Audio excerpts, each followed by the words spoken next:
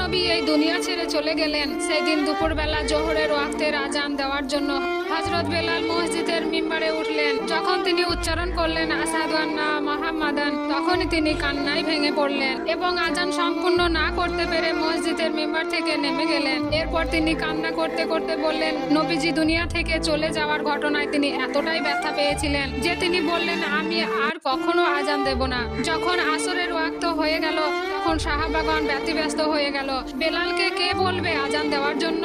তার কাছে তো আমরা যেতেও পারবো না। তখন তাদের মধ্যে থেকে একজন বলল, আমরা ইমাম হাসান ও ইমাম হোসেনকে কাছে পাঠাবো।